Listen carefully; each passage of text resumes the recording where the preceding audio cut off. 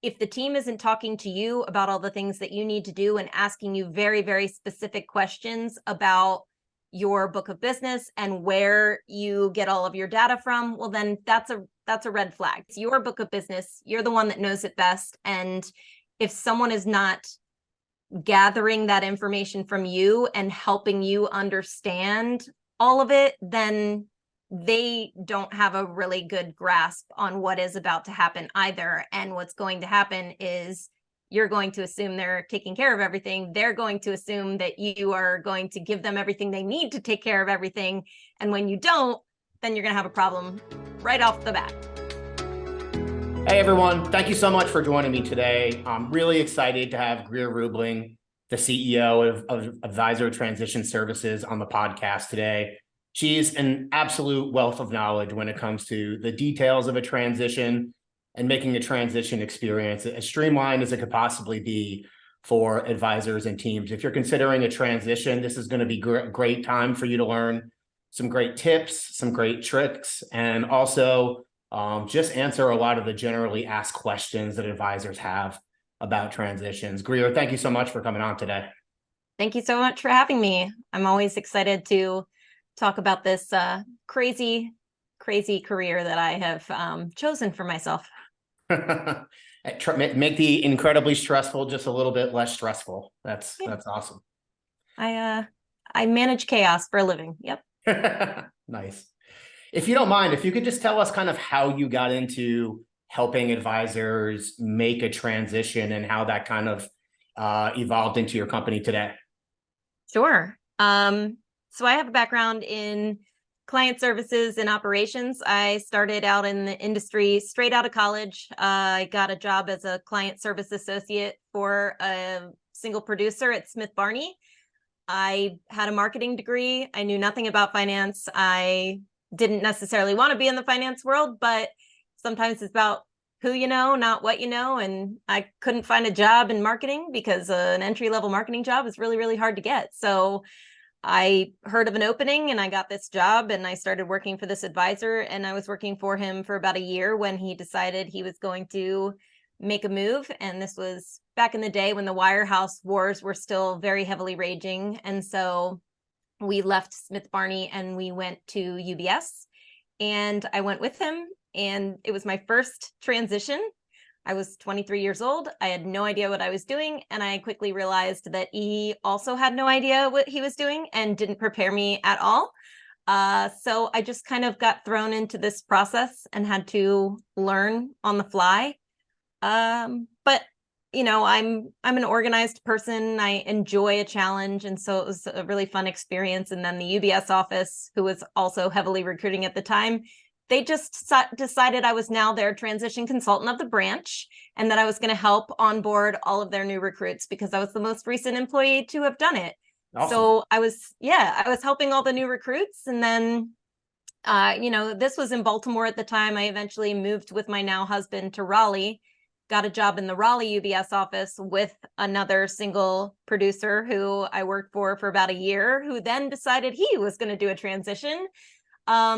So I kind of got thrown into this transition world without ever really knowing or choosing to do so. But when I eventually left UBS with that advisor, we started an RIA. And so I did a transition to the RIA space, became the director of operations of an RIA, and we added several advisors to our platform during the 4 or 5 years that I worked at the RIA, and I was doing all of those transitions. So eventually, when I kind of decided I wanted to do something different, I looked back and I said, well, I've done transitions all this time, and I know that advisors really need help during this process. So I tried to find a company that was focused on helping advisors transition, and I could not at all. I couldn't find a single one. And so I was like, all right, I've identified my niche. I've identified a need in the market. I'm going to just go ahead and start a business. And I had just had my second baby, and I was like, sure, let's just quit my job and start a company while I have 2 kids in daycare. Perfect time to roll the dice. And I've just been helping advisors transition ever since. It's that's all I do now. It's just transitions. And because I come from a service background. I am not just doing the consulting work and telling advisors and teams what they need to do. I'm actually getting in there, being the boots on the ground and helping them with the actual work that's involved in a transition, which is, it's nice. It's kind of this subject matter expert niche. And also, like, I still get to do the work with them, which is what I'm used to and what I kind of enjoy. That's awesome. And I know multiple financial advisors that have utilized you in the past, and it's been nothing but rave reviews. So congrats on your success. Thank you. Thank you. I appreciate that. So just out of curiosity, some financial advisors listening, they might be thinking, well, a custodian has a transition team, or an RIA or a broker dealer, they have a transition team. So where does their job kind of stop and yours begin, or do they overlap? Can you kind of just walk through that a little bit? Yep. I actually used to get this question a whole lot when I started the business because there weren't really any transition support firms, like I said, and so I would have to kind of explain why a firm might need my services. I would say somewhere in the last 2 years, it's become very apparent in this industry, especially with all the M&A that's going on, like why advisors might need a firm like mine. And it's kind of along the lines of what you said. There's a custodian that you're going to be working with, but there's also maybe an RIA or a firm that you're joining, or you could be joining a broker dealer or using a friendly broker dealer. And they might all have their own internal transition teams, which are going to help with all the different moving parts. But those different moving parts are really only going to be related to the things that they need for their services, for their setup. And there's no one central source that brings all of that together and helps you determine what the process should look like from an overall standpoint. So you might go get some support from the custodian, and that's going to be lovely. But then you start asking questions about how you send out your firm documents and how you get your wealth management agreements signed by clients. And the custodian support team is going to be like, sorry, that's just not something that we handle. That has nothing to do with us. We don't want to see that document. So we don't really have any say on that. You can do whatever you want. Same with the broker dealers. The broker dealers, they don't really care what's happening with your advisory business and how you're doing that. Plus, the broker dealer world, as we all know, it's about 10 years behind in all of their technology and compliance processes. And so you might be working with a team that is telling you how to send out overnights to get, documents signed that need to be notarized. Whereas, like, the fee-only firms, they're talking to you about DocuSign and how quickly you can get something done. And so you don't want to piecemeal transitions. You really want to try to provide a cohesive front to your clients and make sure that they understand that there could be different parts that they'd be doing different pieces for. But you want to be able to bring all of that together. And so having a team that can help you do all the moving parts and answer all of the questions for those different moving parts, that's the thing, is that you don't really know who to ask questions to in some cases. And so we're kind of like a general all knowledge where we'll help you understand, if we don't have the answer, like who the correct person is to be asking the question to. I love that. I love that. And I mean, just through some of your other articles that I've seen on Advisor Hub and other podcasts and things, like also just kind of teaching your team like how to work together efficiently, so everybody has like specific roles, so you're managing time and communications as efficiently as possible. And we'll definitely dig into that more later in the podcast for sure. So if somebody is looking at this podcast right now, they're probably considering a transition and they're starting to look at different firms. And as you know from us having conversations before, a big part of my job is trying to help filter sales spin and fact to figure out what's truly the best fit, for them. And when you're on the phone call with all these different firms, they all have a best in class transition team. So, I mean, if you were on the phone with an advisor, me and like another firm, what would be some of the questions that you would be asking alongside the advisor to determine if they have, a really efficient transition team or not? Right. That's a really good question, because I do feel like, and this is no shade to the business development representatives and the recruiters, but sometimes those are the people that aren't necessarily in the trenches doing the work and the paperwork. And so they aren't even necessarily aware of all that's involved in a transition, and their job is to get you to agree to join the firm. And so they're going to tell you that they have a transition team because they have a transition team. And they're going to say they're going to help you do everything because maybe they do help you do everything.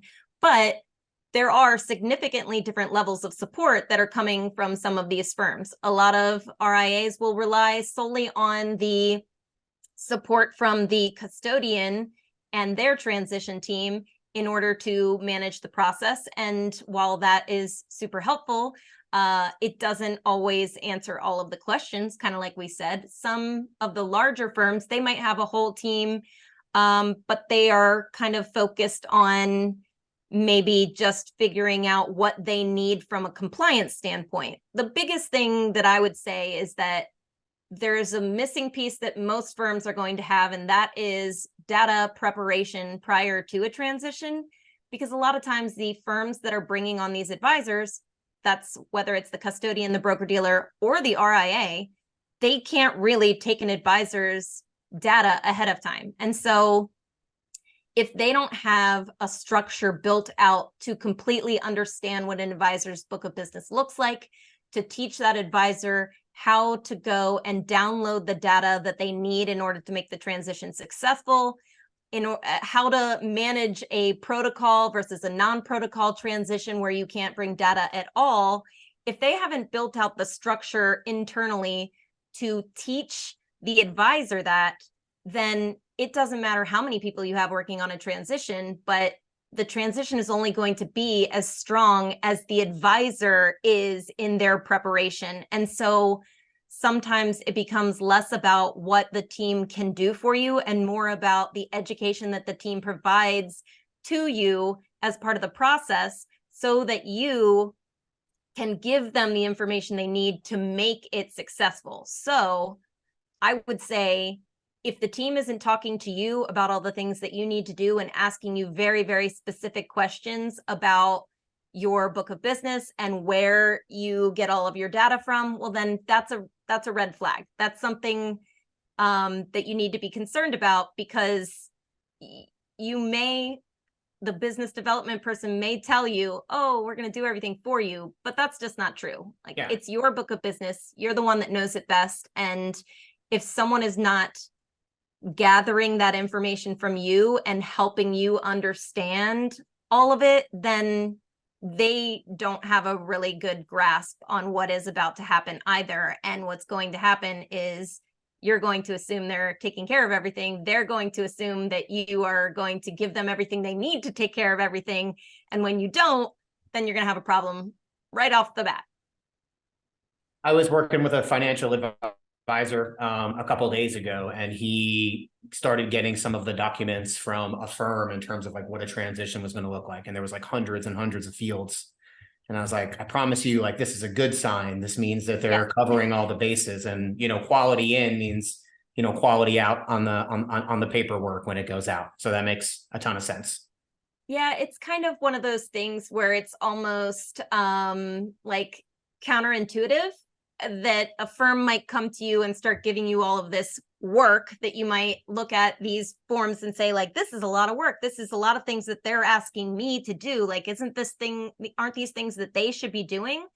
But really, if they're coming to you and giving you work, you might want to take a good look at what that work is, because it's probably something that they cannot do, that they have to rely on you to do. And if a firm is not coming to you and asking for some of those things, it's because they're relying very heavily on you to do a lot of the work after the fact. If they're prepping you in advance, then and asking for you for a lot of things, then they are doing their due diligence on what is going to come next. So it is a little counterintuitive. And I know some advisors have a really tough time with that because, especially coming from like a wirehouse situation, a lot of them have their own service associates that do a lot of their paperwork and do a lot of this stuff for them. And if they are not bringing a staff with them, they might not be used to filling out all of this information and knowing where to find it. But that's why the education coming from the firm that you're joining on how to do all of that is super important. Awesome. That's really helpful. So when I help financial advisors kind of explore the capabilities of a firm's transition team, there are some firms, especially in a post-COVID world, that do a lot of their stuff remotely. Their transition specialists they'll be in the home office, and they'll say that they've really bolstered their capabilities, just kind of being forced to work remotely during those years. Mm-hmm. And then there's other firms that their value proposition is, hey, we're going to have people in your office, getting their hands dirty, like looking over your shoulder and making sure, if anything goes wrong, there's someone right there to help you out. What is your opinion on like a firm that can do remote work versus in-person work? Do you have an opinion on that? What's more effective? I have very strong opinions on this, but I don't have a clear answer because Okay. it completely depends on the type of transition and the type of your book of business, the custodian you're joining, and the type of firm that you're joining. And so there's a lot of things that can really go into determining whether you need on-site support or remote support. I do both. I do a lot of both. I enjoy traveling to advisors' offices because I like to actually meet them in person. Advisors tend to have high expectations sometimes of things, and they're very like, financial advisors they're very like based in money and value of things. And so they like to see the work being done sometimes, because when they see the work being done, they can see what they're paying for. They can see that progress is being made. And so being on site sometimes is super helpful to their psyche, just to understand like, hey, everybody here is working really long hours. They're putting in the time and effort. I have hand holders here that I can go directly to, ask questions, get the answers right then and there. I don't have to worry about what's going on behind the scenes. I don't have to micromanage. I can just kind of see that these people are here and they're working. I think that's a little bit tougher of a pill to swallow sometimes when it's a remote transition. Sometimes I just have advisors that are constantly asking for things remotely, and they don't understand all of the work that goes into a transition, and because they can't see it, it's almost like they're checking in to make sure I'm doing work, Yeah. which can sometimes be like, it can be a bit of a headache sometimes, because all I like, I know what I'm doing. I've been doing transitions for 15 years. I do my job very well, but it's hard sometimes for someone to not see me doing it and to just trust that I'm doing it. And I think that's just human nature. And so, but sometimes I get more done when I'm working remotely because I don't have anyone interrupting me and the work to ask a bunch of questions. But sometimes those questions are super important, and it's important to get the answers that you need right away. And so there's just it's a balance. It's all a balance. If you have a book of business that is, say, doing an internal transition, you're like staying at the same custodian, you have to do a bunch of like hire fire forms or limited power of attorneys, and your clients are all very DocuSign capable, and there's not a ton of communication that needs to happen in person. Well, that might be something that is a candidate for remote support. It's all the same forms, it's all the same process. But if you have maybe a retiring advisor who's selling a book of business or making a transition with the thought process that they will be selling their book of business, and their client base is a little bit older, they have a lot of RMDs, they have a lot of interesting setups on their accounts and stuff like that. A lot of them want to come into your office. If you're a small town advisor, there's some firms that are very focused on the geographics of their books of business, and sometimes they're just teams that want their client base to come in and sign paperwork in person. and or send them in the mail. Like that might be a candidate for in-person support because I can be there and I can be printing documents, I can be tagging documents, I can be answering questions that clients have, I can be interacting with those clients if they in fact have very specific questions. We're relying a little less on technology, but it might just be appropriate for the situation. So I think it's all dependent on your comfort level. If you're a micromanager, you might want to have somebody on site because it's hard to micromanage remote people. But also, like if you're a micromanager, like you might not want to be for a transition. You know, you might. So it's personal preference. Yeah, exactly. It's all just dependent on all the different factors. I can usually tell just from asking a few questions who needs remote support and who needs on-site support. But also you just have to go with whatever everybody's comfort level is. Awesome. So you've done countless transitions at this point, and I'm sure there's mistakes made along the way, and you learn from those to make sure that or try to prevent them from happening again. And you see some amazing transitions as well. Like what are the qualities of like the team members that have had like an absolute lights out transition? What are the things that need to happen? The biggest thing is patience. Everybody needs to have patience. Things are going to probably take longer than you expected them to, longer than you want them to. I always like to say, like, just have like lower expectations than what you normally would in a situation if you had, say, a new client, because it might only take you 15-20 minutes to onboard a new client. You know, if they're in your office or something, you're gathering some information, you're opening up an account, you're generating a document, but now take that times 500 accounts. You're wanting to do everything all at once because obviously like you just want things to be done as quickly as possible, but that's just, it's not logical. So patience, the proper management of expectations, everybody just needs to be on the same page about what everyone else is doing, how long that realistically takes. Most advisors want to get on the phone, they want to talk to their clients and they want to say, oh, you know, this is what I'm doing.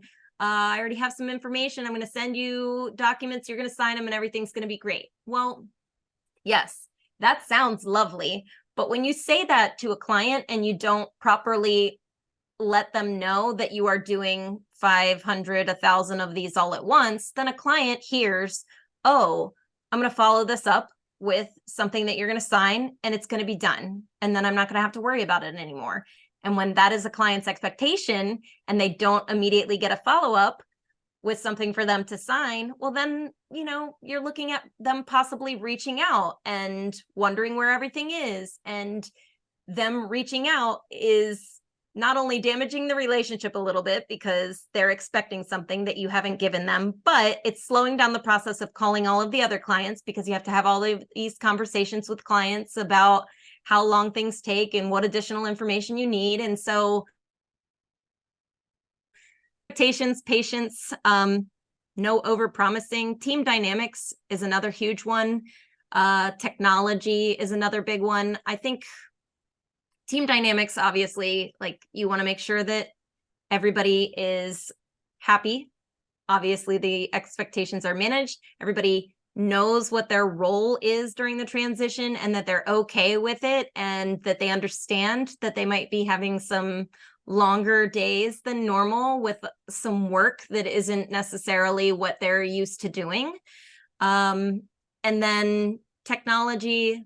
Well, technology is a very tough one in transitions. I could talk all day about transition technology, but the problem with using technology in transitions is that there isn't that much of an opportunity for tons of technology during transitions because you're going from one system to a new system, and the new system is a custodial system that's really only set up to do the things that you need for those particular accounts. And depending on the custodian that you join, like it just depends. Some of them spend a lot of money on their technology and really try to make things as seamless as possible. Others, they don't. Yeah. And so there's just there's a lot of moving parts in the transition, and there's a lot of things to think about. And I don't remember what your original question was, but It's okay. Just some of the things and like traits of like a team that have like a really, really good transition. And I think you talked about a lot of that. I was going to leave this until the end. I had just some commonly asked questions that financial advisors have asked me, but just talking about like teams. Do a lot of your teams like incentivize their staff members when they're making it? I have advisors ask me all the time, like, how do I incentivize all my staff to kind of like be all on the same page? Do you have any like best practices with that, or things you've seen like work out really well? yes. I'm really glad that you asked this question, because this is one of the biggest issues that I see during transitions is, like let's think of an example. You're going from, and I use this example because this was me. I was going from being an employee at a Fortune 500 company where I had a 401k, full benefits, stock options, literally. And I had an entire HR team. I had multiple managers. The advisor I was working for was really just like the person, the person that was telling me the work to do, but they weren't really my boss per se. They weren't really the ones that paid my paycheck or anything like that. So it was a very, very different dynamic and a very different setup than when I left that and went to be the director of operations for an RIA, which is a small business that is owned by one or two people. I was the only employee. So I was the one doing everything that they didn't want to do, which is a lot. And it was a lot of stuff that I was not used to doing. Yeah. And so a lot of these advisors that are leaving and wanting to bring their staff with them, they're so focused on, okay, I want to bring my staff because they're very aware of my book of business. They have good relationships with all the clients. I've been working with them forever. Well, you have to understand that you can't just say, I'll match your salary and we'll do this as a small business. Like that is not the same thing as working for a Fortune 500 company with a very specific set of benefits. And so there's a lot to think about when you are going from being an employee, a W-2 employee of a firm, to starting your own, or to even joining an existing firm. Like this isn't just for those that are starting RIAs, like it's for those that are joining independent firms. It's very different going from a large firm to a small firm, and it's very different for your staff. And a lot of times you're not even telling your staff until much, much later. Yeah. And I think I'm seeing a trend more so these days where advisors are just not telling their staff at all until the very last minute. And so literally consider being on the other side of that conversation. Consider you have been at a company for 20 years. You're very comfortable there. You're very good at your job. You're very, you've got your 401k, you've got your stock options, everything. And then your sort of boss comes to you and says, I'm leaving, come with me. I'll match your salary, and we're gonna work super hard for the next 6 months. So you'll probably work like 10 to 12-hour days, but don't worry, like I'll get you lunch every day or whatever. Like that is a very jarring conversation to have with someone. Oh, and by the way, you can't tell anyone. So incentives not only have to be used to entice someone to come with you, but to make up for all of the extra work that these people are going to be doing for you that they might not have had any say in, and they might not have even known about. And so I do think it's super important to incentivize a team to make sure that the matching of their salaries that you're doing on the other side is taking into account the things that they are losing and the things that are going to be different and making sure that they understand that they are valued, that you want them to be a part of the team because you want them to be a part of the team, not just because they know your book of business best, but also that you give them a little bit of grace and time to digest the information that you're providing and to talk about it with their families and to understand what's expected of them, and then to also give them what they need in order to feel like them saying yes is their decision, and that it's being that they're helping you and they're a part of a team. Because a lot of times I've seen staff members quit in the middle of transitions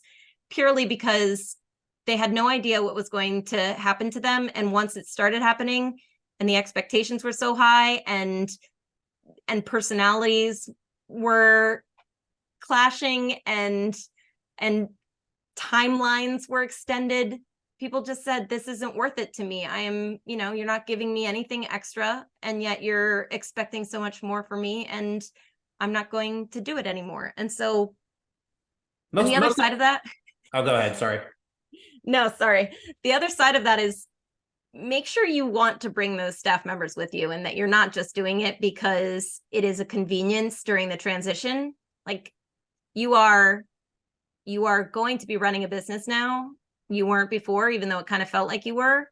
You want to make sure that team dynamics are going to stay the way that you want them to, that they're going to be a fit in this new role, and that they are, that they belong there and they want to be there. You want to make sure that they understand that if they have new roles and responsibilities, which was something that I did not understand when I went from being a service associate to the director of operations of a business. I didn't realize I was going to be the HR department, the billing department, the dish cleaner, the coffee maker. I didn't understand all of those things. I should have, but I didn't. And a lot of resentment was created in that situation because I didn't understand that, and because they didn't tell me that, and because it was never discussed. It was just expected. That's really good to know. And most financial advisors I speak with, they want to incentivize. They just sometimes have questions around like how to do it, or like how to make it work. And that makes a lot of sense. So I appreciate the insight. Yeah. So the fun stuff. So protocol and non-protocol. I know you talk about this a lot. I think a lot of financial advisors know, at this point, what kind of can and cannot happen from a protocol standpoint. But I've been speaking with a lot of financial advisors recently from a UBS, a Morgan Stanley, and Edward Jones. And I think there's a lot of misconceptions out there that, they can't reach out to their clients. And I had someone say the other day, Corey, I'm not just going to transition and like sit at my desk and literally wait for the phone to ring. Like that's not my personality. And I don't think that financial advisors are doing that. Can you walk through kind of on the non-protocol side, like what transitions look like? Yes. I think I like get anxiety whenever the words non-protocol come up in a situation. I like to prepare for transitions. I like to be able to see what it is that I'm dealing with and working with prior to the actual transition taking place. And that is really not something that can be done in a non-protocol situation. And so the toughest thing about a non-protocol transition is really that you have to prepare for it as though you're sort of starting over from scratch, but you're doing it in a bubble where everything is wanting to be done quickly, efficiently, and legally, which is a huge thing. So in a non-protocol transition, I have a lot of advisors that reach out to me and I'm their first call. And they just say, like, I have so many questions. I am at a non-protocol firm and I know that it's going to be hard. And I know that I'm not allowed to do this, this, and this, but I don't know what to do. I don't know where to start. And the first thing I always say is get your contract reviewed by an attorney. And I'm sure you have a list of attorneys that you normally refer advisors to. I do as well. Yeah. But it's important that they have their contract reviewed by a securities attorney that does this regularly and all the time, because a lot of times I'll have advisors who will come to me and be like, oh yeah, I had my neighbor review my contract or whatever. And I'm like, no, you need a second opinion, because this industry is weird and very specific. And the things that apply to legal contract review in other industries are not going to apply to this situation. And there are a lot of things that will apply to this situation that you are not going to get from another attorney. So that is the first thing. First and foremost, attorney, get your contract reviewed. If you don't have a copy of your contract, see if you can find one. See if you can find one, or see if you can find someone who has already left the firm that, you know, knows something about what's going to happen. A lot of times these attorneys, two of the ones that I refer a lot of business to, they know a lot about, they probably know more about some certain contracts for advisors from certain firms than the advisors know, and they're the ones that sign them. And it's just because they do these all the time. And so they might even understand more about your situation than you do. And so that's step one in a non-protocol transition. Because I don't give legal advice, and I'm not going to tell you what you can and cannot do in a non-protocol situation until your attorney tells you what you can and cannot do. And then we go and craft a plan around what you are and are not able to do. I have seen a lot more of these non-protocol transitions be more consistent in past years, just from the volume of transitions that are happening. It's so I now feel like I understand non-protocol transitions a little bit better and can at least consult on what they probably will look like. But still, get the advice from your attorney, because they're going to be the ones that are going to have to help you if something goes wrong in the non-protocol situation. But one of the biggest things that I've seen in the past few years that is a trend is those advisors who have non-solicitation agreements. The attorneys will suggest that they use something like a non-solicitation letter, which is the first thing that you do with your clients. You are allowed to call your clients in most of these cases. You are allowed to contact them. Sometimes it's you can only contact them once. But the thing that you do is you have this conversation with the advisor or with the clients. You tell them what you're doing, and then you tell them, and you be completely transparent. I'm not really allowed to solicit you or ask you to come with me or do anything like that. In order for me to even really explain anything else, I would need you to sign something that says, like, I did not do this with you. I did not have this conversation. I didn't solicit you. And most of the time, clients are willing to sign that just to get more information. Yeah. And so there are these loopholes and these ways that these attorneys tell you to deal with these non-protocol situations. And so just because you have a non-solicitation agreement doesn't mean that you're SOL. You know, it just means that you have to do things a certain way. You have to use certain language, and you have to be super hyper aware of what you can and cannot do, because the last thing you want is for you to call a client, you solicit a client, the client goes back to somebody at the prior firm and says, oh yeah, so-and-so called me and sent me a bunch of paperwork to sign. Like, that's where you create situations where the other firm might start looking into the methods that you were using in the transition and come after you for them. But there are ways around that. The attorneys are really good at telling you what they are, and I'm very good at helping you follow those rules and understand how to put together a process that doesn't break any of them. And so, you know, non-solicitation agreements, once those things are signed and your clients have said, like, hey, I was not solicited by this advisor, I want to know more and I want to figure out what's going on by my own volition, well, then that kind of kicks off the process almost like it would for a regular transition. Now it's all about gathering clients' information.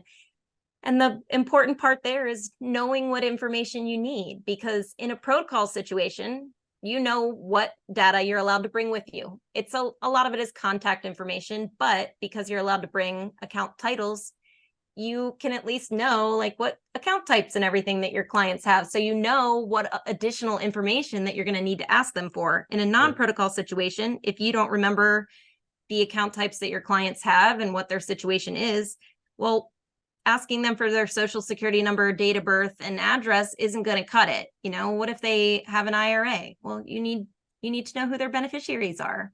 You need to know if it's, you need to know all of this additional information that isn't going to necessarily be covered in every single account type that you open, but that you might need. Clients with a trust account, you're going to ask different questions to somebody that has a trust than you would with someone that just has a taxable account. And so education is where your pre-transition preparation is focused in a non-protocol situation. You want to know, okay, when I am allowed to then have these conversations with clients, what am I telling them? What am I asking them? What am I collecting from them? And how am I going to do that efficiently? And I will say that I am working with a firm called Onboard now that's creating a transition technology that is specifically geared towards non-protocol transitions. And I have used it in one. And it's great because it's a technology that allows you to send a text message to a client and start collecting some of their personal data. And it gets connected to Redtail, your CRM. And so it skirts all of those rules and regulations about you having access to the data at any point. And so like it's something that I'm going to do a push for in the future and talk about, because I think the hardest part of non-protocol transitions is the collection of client data, because there is so much of it, and because there's so much to remember, and because you have to do it with so many people.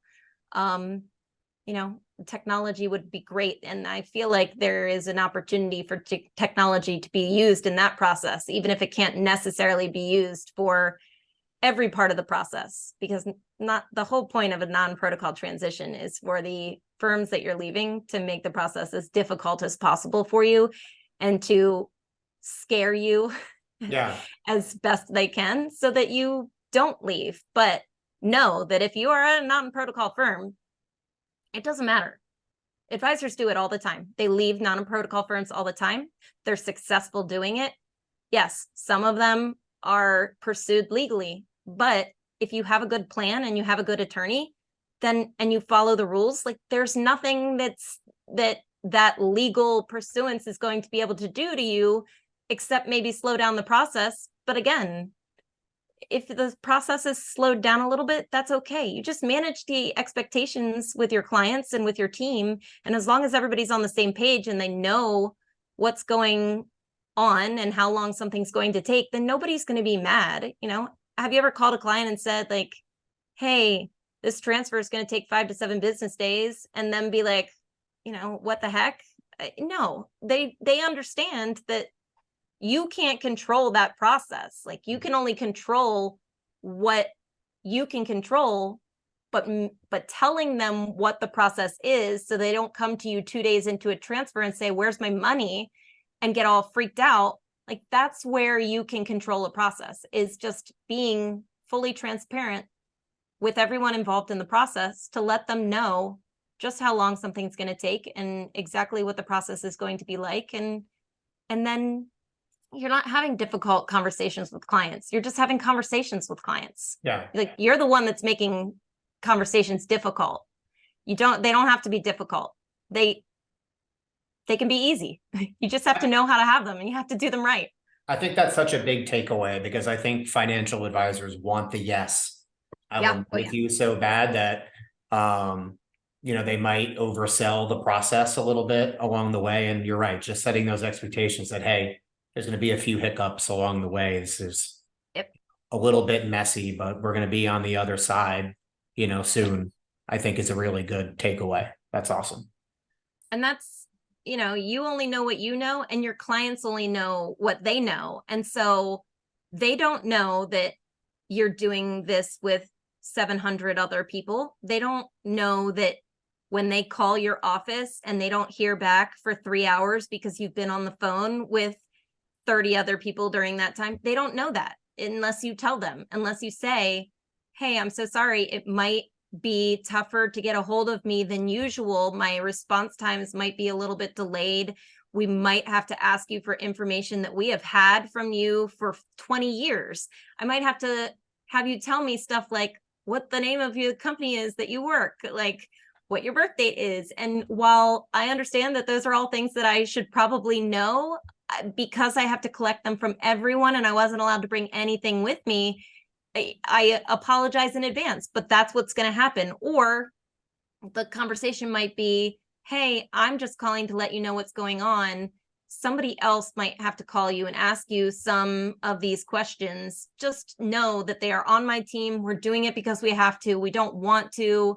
We would have brought this information if we could, but we weren't allowed. And so non-protocol transitions, I can't stand them, but I can't stand them for reasons that are different than what an advisor would think. Like I want to take every single piece of data ahead of time and do as much as I possibly can with it to prepare for the transition. And I cannot do that in a non-protocol transition. And so they don't have to be a type of transition that advisors are scared of or that they hate.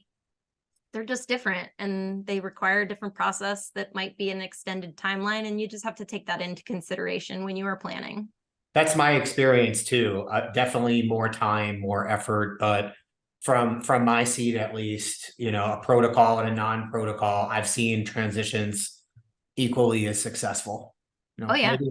Maybe a few more lost hairs, but equally as successful. I mean, honestly, a non-protocol transition to me is like the perfect time for you to get your book in order. You may be doing a non-protocol transition and you have clients that have been with you that you talk to maybe once a year that have been with you for years and that they're just not a fit anymore for your business model. And so in a non-protocol transition, likely those clients are going to get a call from another advisor that's telling them that they're their new advisor. And so like in some situations, that conversation is taken care of. You don't have to worry about it. Like they're going to get a call and they're going to have a new advisor.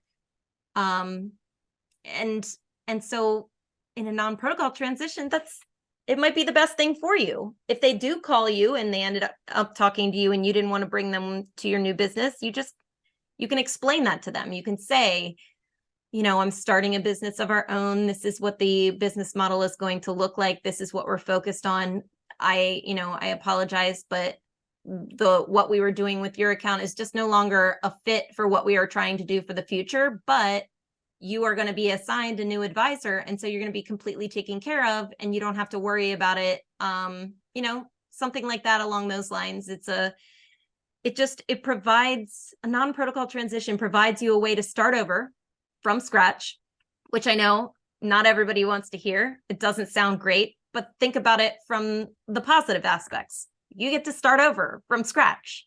You get to only bring the clients that you want to bring. You get to focus on the accounts that you want. And it's a time for you to confirm with all of your clients that all of their information that they're giving you is fully 100% accurate. Like you might have clients that you've had for 20 years that have had 12 grandkids and 6 of them are not listed as contingent beneficiaries on their IRAs. And if something were to happen to them and they passed away, then half their grandkids are SOL, so this is the time to just confirm with them exactly what they want with their accounts, how they want them set up. So in a non-protocol situation, it's less about you mirroring everything that was the same on the other side, like you do in a situation where you have all the data, and more about you confirming that everything is correct and that it's set up the way that your clients want it to be and that your business is set up the way that you want it to be. So I find that sometimes non-protocol transitions, while I don't love doing them, are better for some advisors to just be able to position everything the way they want to from the start. Shrinking to grow is one of the best Exactly. things that you can do. And there's very few advisors we speak to that are trying to bring everybody. So, Yeah. so like best case scenario from your experience and like average timeline. I'm just going into like frequently asked questions now. Yeah. How long does a transition take? I think the timeline has shortened in recent years just from the use of DocuSign and efficiencies and stuff like that. Normally, I would say 6 months, but in these cases, I've seen transitions take 1 month from start to finish. Wow. I think again, it's a lot of factors that play into it. Sure. It's less about your AUM, I think, and more about your volume. If you're trying to transition 3,800 accounts, like that's going to be a very different transition than when you're trying to transition 300 accounts. So I would say that the volume of accounts and households is really what's going to extend the timeline of your transition, and the methods that you're using to send paperwork and get your clients to sign paperwork and stuff like that. Yeah, it's still like a 3 to 7 business days for assets to transfer on the ACAT platform. And so there's a couple of days built in there where that's not going to change, and it hasn't changed. And so there's still like a week in there where it's processing time. But yeah, I mean, I've seen advisors who are doing internal transitions, like they might be leaving an existing RIA and starting their own and sticking with the same custodian. And so they're really just kind of like having to do internal transitions that take 2 or 3 weeks to get everything out and processed and done.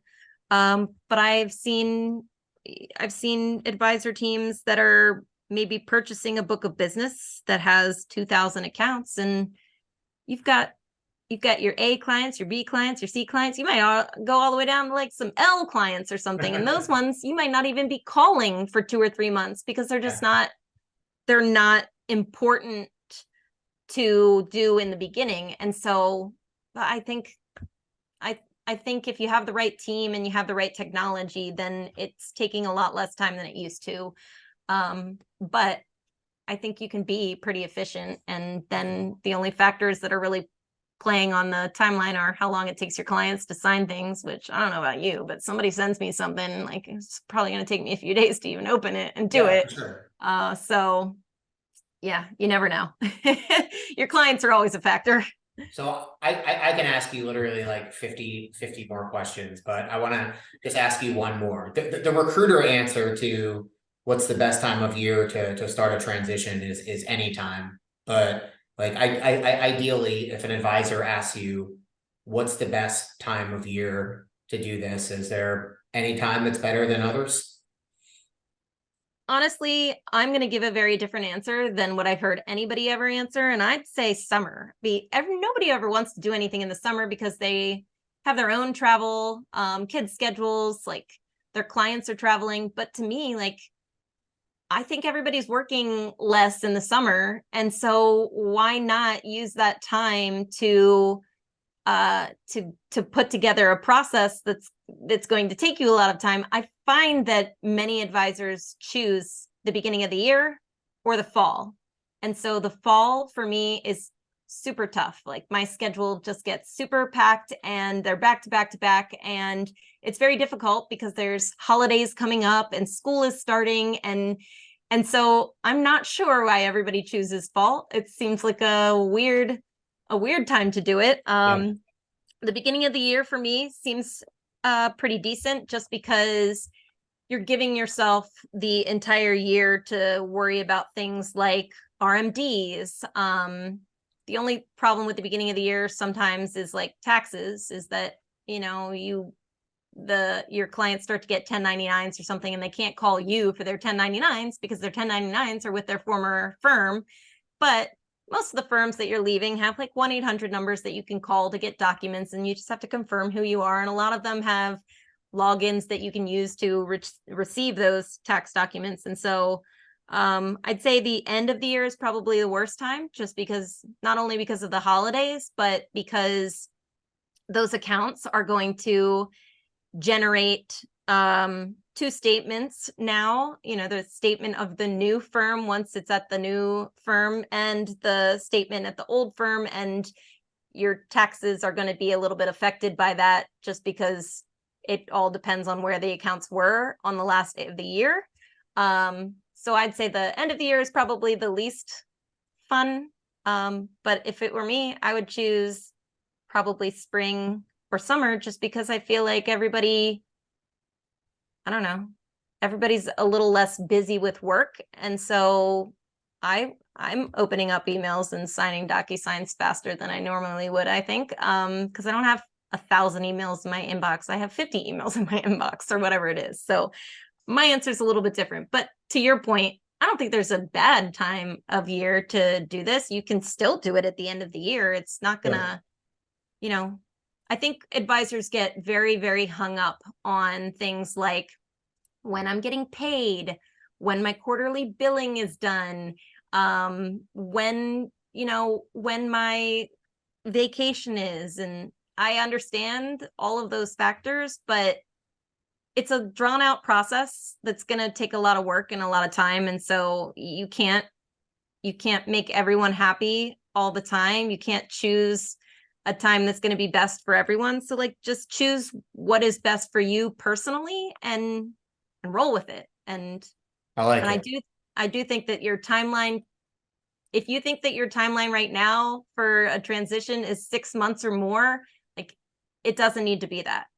I often have advisors call me and they're like, I'm thinking about sometime like next fall. And I'm like, no, let me answer a few of your questions. And I bet your timeline will move up by at least 6 months. Like, you're saying next fall because you don't know the answers to all of your questions yet. And you are just trying to plan. But once everybody knows what to expect from a transition, I think those timelines move up very significantly, and you can really do it faster than you think and sooner than you Awesome. think. I appreciate it. Greer, you're awesome. I appreciate the time. Thank you. If an advisor wants to learn more about your services, where could they reach you? So my website is advisortransitionservices.com, advisor with an O, not an E. I am also very active on LinkedIn. So you can look me up on LinkedIn, Grier Rubeling, GrierRubeling.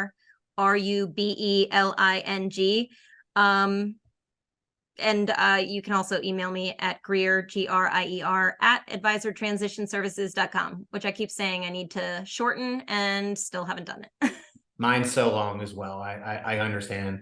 Thanks so much for your time, and make sure you check out Grier's website. She has so much awesome content on there, tips on how to start your planning for your transition, data gathering worksheets, resignation letter templates, all sorts of things that can really help you out in a transition. If you have any questions about the broker-dealer RIA landscape, my contact information is below as well. And Grier, I hope you have a great day. Thanks so much.